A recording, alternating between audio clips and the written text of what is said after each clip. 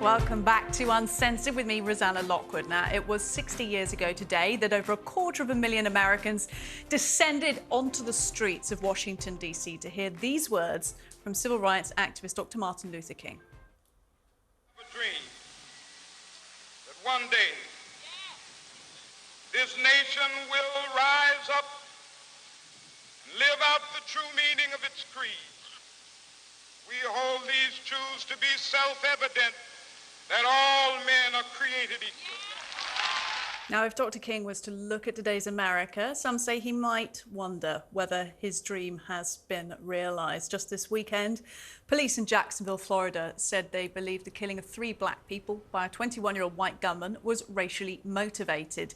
The incident has been condemned by all sides, including by the family of Dr. King. So I'm pleased, honoured rather, to say I'm joined by Dr. Martin Luther King's niece, Alevda King, and by Shareeduh Tate, the cousin of George Floyd and president of the George Floyd Foundation. Thank you, ladies. And here in the studio by TalkTV contributor Esther Krakue, joining us once again, and author and playwright Bonnie Greer. Well, what a strong panel to discuss this. And Bonnie, I will actually start with you because you were just sharing your original memories from Dr. Martin Luther King's speech. Well, it's certainly an honor to be on with all of you, especially one of Dr. King's relatives. And I have to say, I was a young teenager when the March on Washington, and they cleared the channels. It never happened before. This was a special. So we came home from school, eating our milk and cookies, and then they said Dr. King was going to be on it. And we'd grown up watching Dr. King as little kids. We were going like, okay. He was cool, but okay. And he was 16th down on the speaker's rostrum.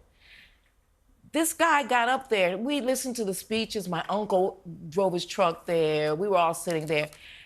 What they don't tell you is that this speech was impromptu. He riffed this speech. Nobody knew this was coming out of him. He made this up on the spot. And if you watch his body, you can see that it was coming through him. If you saw it live, you could feel that this was like coming through him. I mean, people were screaming. And now we sort of think of this speech as a kind of iconic set piece. It wasn't. This was off the cuff. And that made it even more exciting. All from the heart. All from the heart. Alveda, listening in on that, a relative of Dr. Martin Luther King, you must be used to hearing those types of accounts now of what it meant to people. But do you think the words that he spoke that day have been realised? Unfortunately, our connection has failed in that sense. Then I will go to Shareeduh and ask you the same question. Obviously not a relative of Dr. King yourself, but the words have rung true for a lot of Americans, a lot of black people around the world, not just Americans. Do you think that the words have been realised in today's society?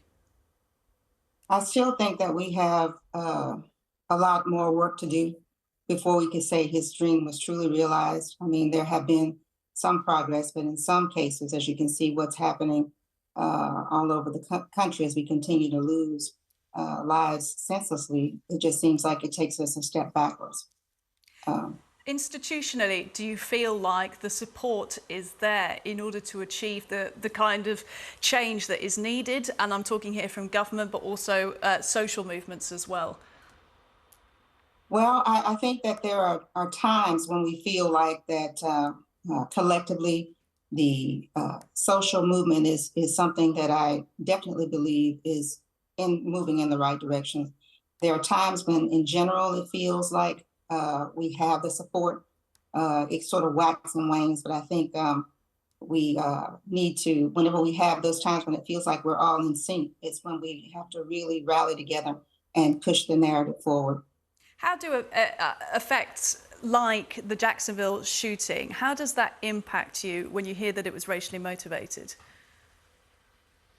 Well, it's like, unfortunately, it's happening so often that it's not something that has shock value anymore. It just seems that there overall seems to be this diminished value on the lives of Black and brown people. And so when you hear these incidents happening over and over again, there's no shock. But what it does do for me, and I think many other people in the movement, it just pushes us more to say there's still more work for us to do. Let's cross back over to Alveda. I think we've managed to reestablish the connection. Are you back with us, Alveda? Yes, I am. Can you hear me? I hope you Hey, can. we can. Thank you so much for making Okay. time. Thank you so much for making time. It's Wha- been a busy few days for you, 60th anniversary of Dr. King's remarks. And I'll just ask you once again whether you feel like he would be satisfied by some of the progress that's been made or not at all at this point. I was a teenager in the 1960s. I got married in 69. And one thing that my uncle would say, we must learn to live together as brothers. I'll add as sisters, or perish together as fools.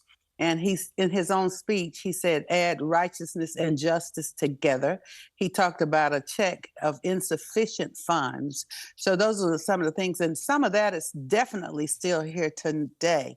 He also said we must learn to live together as brothers and sisters, and we are one blood and one human race, that we're not separate races. I think he would want us to remember that. The other point, and I hope it doesn't freeze, you have to do this in every generation, every decade, and on every platform. That's right. Because if you forget if you erase your history, you're going to repeat it again. So that's why all this stuff about burning the history books and locking all the Black kids in a classroom away from everybody else and telling them this is happening in Florida as well. There's a school and the Black principal agreed to have the Black kids put in their own separate classroom. No, you don't separate. You come together, act like human beings, and learn human dignity and to care about each other. That's something Martin Luther King Jr. talked about in that speech. Cashing that check for insufficient funds, dealing with racism and systemic racism. Laws that are written into our laws, totally opposite. He said he had a dream, it's rooted in the American dream. Yeah. That's in that speech. So you have to remember these things, but you have to deal with it. Yes, I agree with the other speakers. There's more to be done, and it must be done in every generation. Bonnie, in the studio. Just say really quickly, I was a teenager in the 60s too. And I can say, on one hand, absolutely, progress has been slow. But in the 1960s, I would not have dreamt of a Black man being my father wouldn't have imagined that. He could not have imagined that, okay? He could not have imagined a Black woman as vice president of the United States. That would not have been possible for my father. My father was from Mississippi. That would have been impossible. And my friend is the Director General of the Smithsonian. And that was something my father couldn't have imagined. So I agree with everybody. Every generation, we got to start over. We got to let people know what progress has been made, but also know that there is a long, long way to go. Long way to go. Well, Esther, sitting in the studio here, representing the British side of things, listening in from, and, you know, we've got three strong Black American voices here talking about this, saying we've got a long way to go still. What does it mean to you to hear that? No, I think they're absolutely right. And obviously, like I say, Britain is not America, and there are different issues, but there are some similarities. I mean, obviously, when we talk about police brutality in the US, we can't map that context onto Britain because it's completely different. The social dynamics and the interracial dynamics are completely different. But they are right in the sense that there's always work to be done. And there's, you know, every generation has to fight for its place and fight for the renewal of its values. And I think that's important. In the case of Britain, obviously, we have different types of issues, you know, discrimination and injustices are usually linked with social class as opposed to just race or, you know, just ethnicity. And so it's a different struggle, but there are underlying similarities in the sense that every generation must continue to reiterate the values that keep us progressing and keep us together. And I think it's, you know, it's obviously an honor to be here with Bonnie. Well, it's an honor to be with you. It's an honor to be with you. And it's an honor to hear that the young voices also know that every generation has to take Dr. King's words and make them their own. Not only take the words, but make the words their own and never forget the ancestors because of all the struggle that the ancestors went through. Let's cross to Alveda for the final words then on that. Alveda, if you were to take any of the words that Dr. King spoke that people should make their own, which would they be? I am a guardian of the King family legacy. My daddy, Reverend A.D. King, Daddy King, Mama, and all of them. So we are one blood, one race with powerful, beautiful ethnicity. Let's learn to celebrate it and stop killing each other. Those are good, strong words. Thank you very much, Alveda King. Shareeduh as well joining us. Thank you also for your insights on this. And also here in the studio, we've had Esther and Bonnie chiming in on this. It's been great speaking to you all. I've learned a lot. Bonnie, particularly about your experiences as a teenager, listening to that and how it's inspired you. You know, once you see something like that, and it is important to know that he did that on the spot. Yeah. And that's what was so powerful about it. Doing it on the spot, that's what it's all about, from the heart. Thank you to all of our panelists.